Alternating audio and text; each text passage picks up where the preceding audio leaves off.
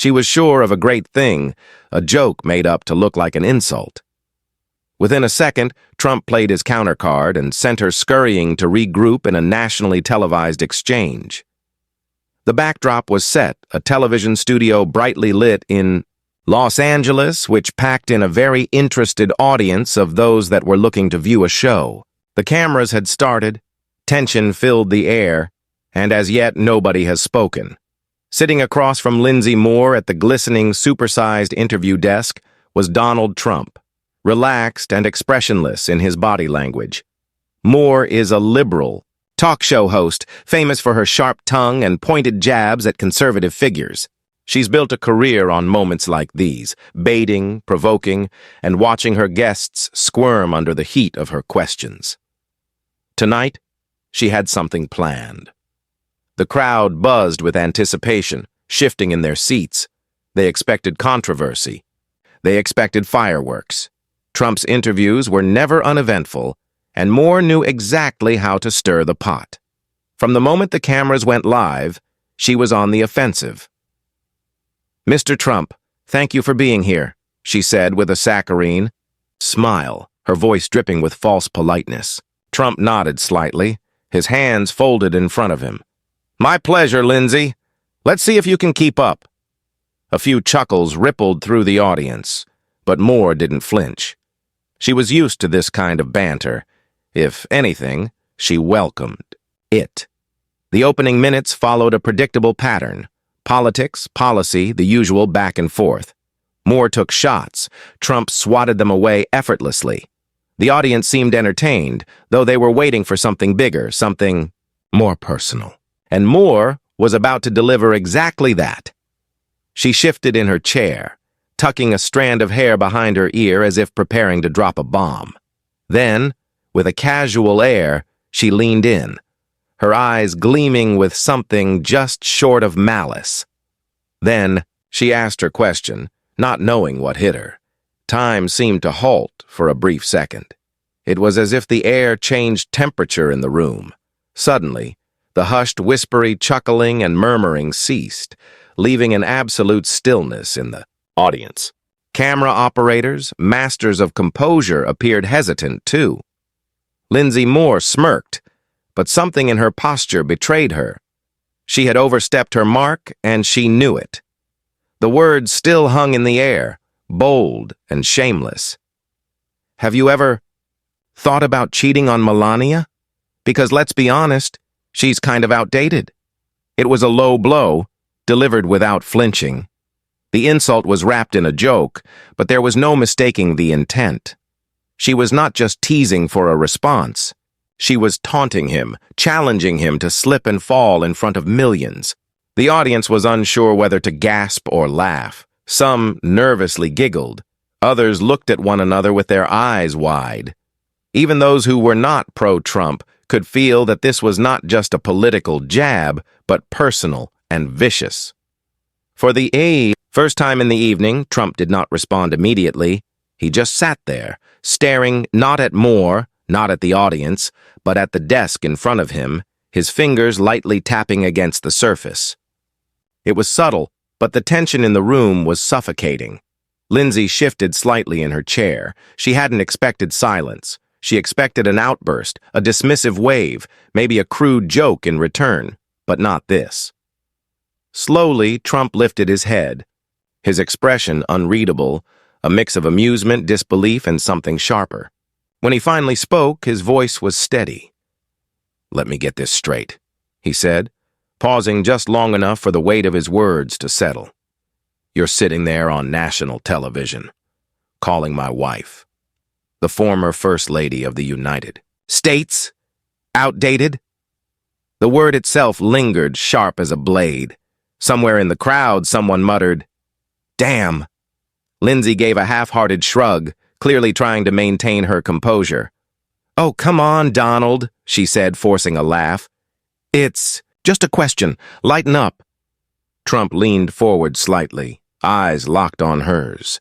"It's not a question, Lindsay. It's an insult. But let's pretend for a second that you actually meant it as a real question." The smirk on her face wavered. Trump waved his hand in the direction of the crowd. Can you imagine if I turned it around? Can you imagine I was sitting here with a married female politician, a Democrat, of course, and I asked her, "Hey, have you ever thought about cheating on your husband? Because let's be honest, he's kind of old news." A few murmurs stirred through the crowd. Some nodded, others straightened their spines. Trump let the idea linger in the air before speaking again. "You'd be able to get CNN to run a special on how I'm some misogynist before I even left this building? The headlines would be screaming, and you'd be leading the charge, wouldn't you?" Lindsay opened her mouth to respond, but no words came out. But Trump wasn't done yet. Lindsay Moore blinked. For the first time in the interview, she looked unsure. The room was no longer hers to control. The audience, which had begun the evening leaning in her favor, was shifting, not necessarily toward Trump, but away from her. Trump leaned back in his chair, relaxed, his expression unreadable. But when he spoke again, there was an edge to his voice. "Let's talk about outdated." The word was hers, but now it belonged to him. He clasped his hands together, his voice steady. "Melania Trump speaks 5 languages. She has been a successful businesswoman. She was the First Lady of the United States. And you, a feminist, a champion of so-called women's empowerment, you sit here and try to reduce her value to an expiration date." Lindsay shifted in her chair, forcing a small smirk. "Oh, come on, Donald, it was just a joke." Trump titled his head. "A joke? Well, let me ask you something, Lindsay. Do you have an expiration date?" The smirk erased itself. The audience made a sound, half gasp, half murmur. Lindsay's fingers twitched slightly against the table. She was calculating, scrambling for a way to spin this back in her favor. Trump didn't wait. "You want to talk about old as some punchline? Okay. Well, let's get real. If a conservative man sat in that chair and said Michelle Obama is old, you would call for his career, his job, his head on a platter." A spark of something had flashed across Lindsay's face, too, as if she knew he was not lying. But Trump did not stop. "You know what's really old-fashioned, Lindsay?" He waved his hand vaguely around the set. This tired, lazy, recycled approach of trying to embarrass conservative figures by attacking their wives, their families, their marriages. "When you can't take me down, you go after the people around me." Lindsay shook her head, chuckling lightly. "Oh, please, Donald." But Trump spoke over her, his voice taking on a sharp edge. "Did you ask Joe Biden if he's ever thought about cheating on Jill? No, you didn't. Did you ask Barack Obama if he ever thought about cheating on Michelle? No, you didn't. Because you know it's disgusting. You know it's low. But when it's me, suddenly it's just a joke." Silence. Even the crew members behind the cameras had stopped moving. Lindsay's jaw was set. She was not accustomed to losing control. But Trump was not just on the defensive. He was turning the whole script upside down. He shook his head, exhaling. "You know, Lindsay, for years you guys have been screaming about feminism, about women's rights, about respect. And yet the first chance you get, you sit here and mock a woman, my wife, simply because she's over 50. Another shift in the audience. The crowd was rethinking. Trump burst out laughing, but it was not a laughing matter. It was incredulous. "So, Lindsay, tell me, at what point does a woman go out of fashion in your brain? What is the age threshold? 45? 50? Do we just retire women into obscurity after they reach the age of menopause?" Lindsay had nothing. Her mouth hung open and no words tumbled out of it. She had lost her audience. She had thrown a punch expecting Trump to stumble. Instead, she had given him the moment of the night, but the fallout was just beginning. Lindsay Moore sat up straighter, pushing back against the wave of silence that had settled over the studio. She was scrambling now, trying to regain control of the conversation before it slipped entirely out of her hands. A forced laugh. "Oh, Donald, come on, you're being terribly dramatic. It was just little fun, a little—" Trump interrupted, wagging his head. "No, Lindsay, it wasn't. And you know it. His voice, though controlled and firm, made him sound almost like a seasoned player who's seen this same game played to death, 1,000 times over. "If this was just some little fun," he said quietly, "then you wouldn't be fidgeting in that seat of yours." The room shifted. The room power had shifted, and everybody knew it. Lindsay attempted to drive the point home. She looked over at the audience, as if in search of backup.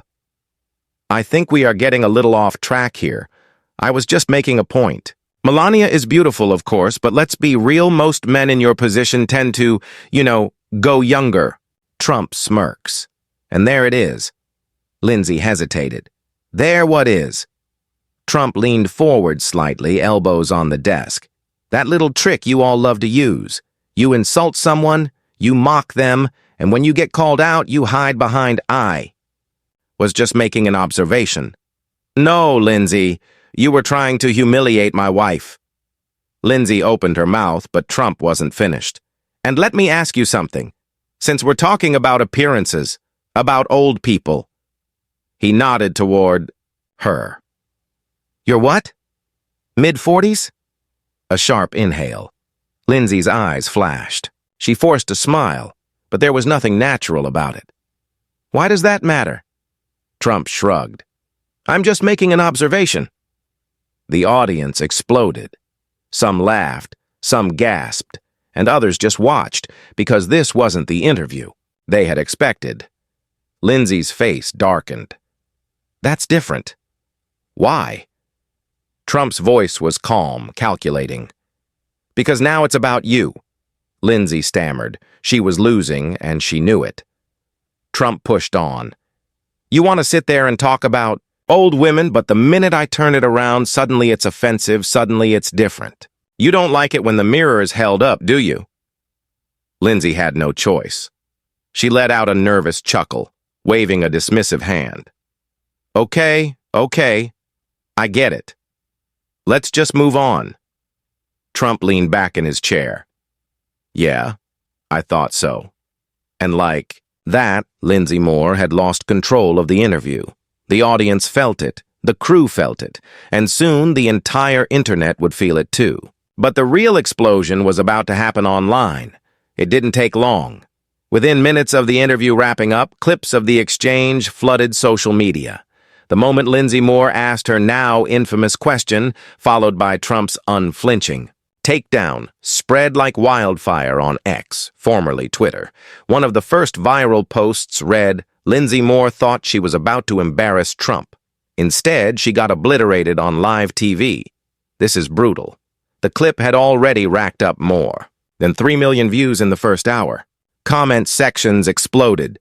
Imagine the outrage if someone called Michelle Obama outdated on national TV. Lindsay Moore just played herself. Trump didn't just defend Melania, he exposed the hypocrisy of these so-called feminists. And this is why the media is a joke.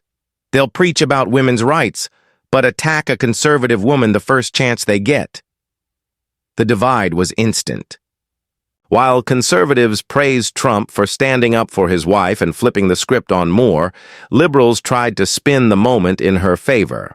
On MSNBC, a commentator labeled the exchange an unnecessary outburst and accused Trump of bullying a journalist. But that argument didn't land the way they'd hoped, because people weren't just talking about Trump's response. They were talking about Lindsay's question. Why did she think it was okay to frame Melania that way? Why did she assume women had an expiration date? The backlash against Moore was swift and relentless. By the next morning, headlines dominated the news cycle. Lindsay Moore under fire for disrespectful question about Melania Trump. The Washington Examiner. Did Lindsay Moore cross the line? Feminist hypocrisy. Host faces backlash for outdated. Remark. Fox News. Moore's sponsors began to get some heat, too, as calls poured in from people wanting to know whether they supported ageism and double standards. She tried to answer via Instagram with a brief, polished statement. "As a journalist, I ask tough questions. That's my job. I regret if my words were misinterpreted, but I stand by my right to challenge public figures." It didn't help because no one was misinterpreting anything. They'd all heard it clear as day, and the internet wasn't done with her yet. But the real fallout was just beginning. By the next evening, Lindsay Moore's name was everywhere, but not in the way she had hoped. What had begun as an effort to humiliate Trump had turned on her, making her the target of a backlash she hadn't anticipated. Media watchdog groups called her out for sexism and hypocrisy. One op-ed in the Wall Street Journal asked, why a host, who had spent years championing women's rights, would mock a woman based on her age. Even some liberal voices distanced themselves from her remarks. CNN's Jake Patterson reluctantly admitted, "Look, I'm no fan of Trump, but this question wasn't journalism. It was a cheap shot and he turned it around on her hard."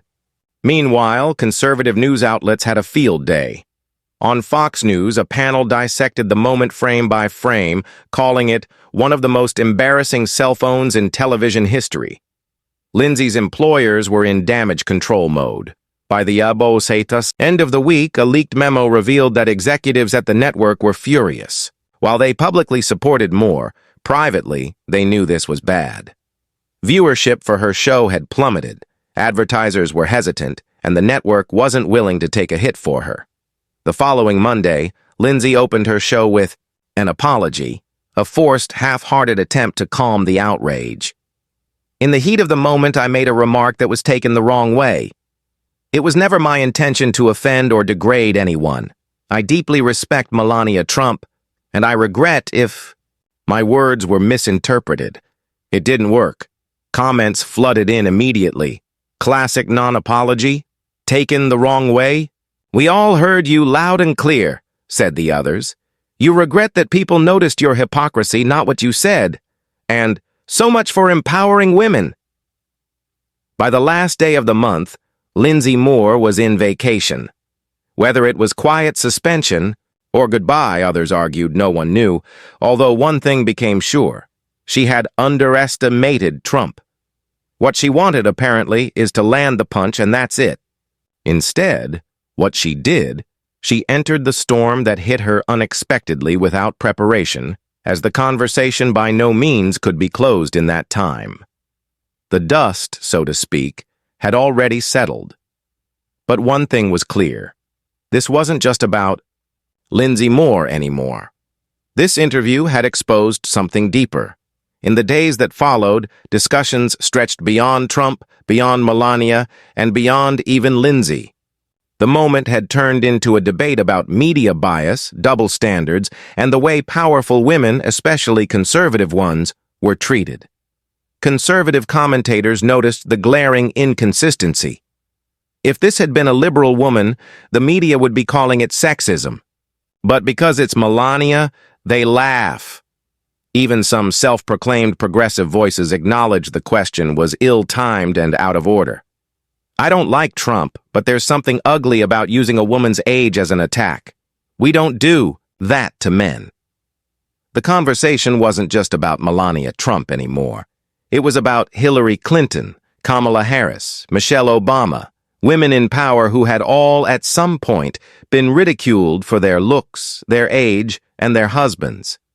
But here's where it got interesting. The same people who spent years calling out sexism and media bias were suddenly quiet when the target was Melania. Trump supporters saw it for what it was. They don't actually care about women. They care about controlling the conversation. And Lindsay? She became the perfect example of what people were tired of. The media's selective outrage, the way some women's dignity was worth defending while others were fair game. And Trump? He had turned the attack into a win. He didn't just defend his wife. He forced the conversation into uncomfortable territory. People had to ask themselves, why was it okay to attack a conservative woman this way? Why do we let some jokes slide but not others? Why do feminists stay silent when it's a woman they don't like? And whether you agreed with Trump or not, the question stuck. This wasn't just a viral clip, this was a reckoning, and it wasn't going away. The clip didn't just make headlines, it became a turning point. Lindsay Moore's cheap shot at Melania Trump wasn't just an embarrassing moment, It was a mirror held up to the hypocrisy of the media.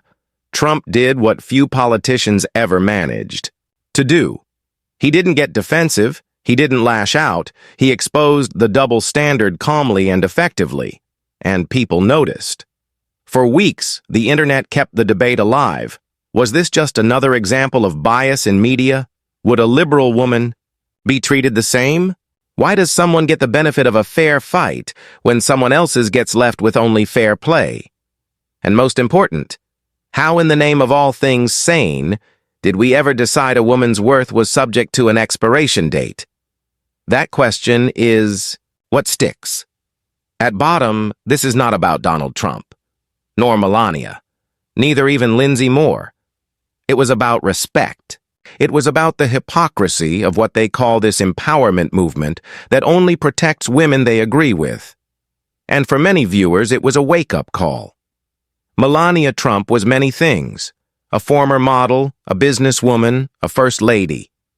But she was not outdated. She was not disposable, and no woman should be. The moment Lindsay Moore smirked and thought she had landed her punchline, she had already lost. She exposed herself. And Trump? He didn't just win the argument, he changed the conversation. What do you think? Should more people call out this kind of hypocrisy? Let me know in the comments. Don't forget to like and subscribe for more content like this.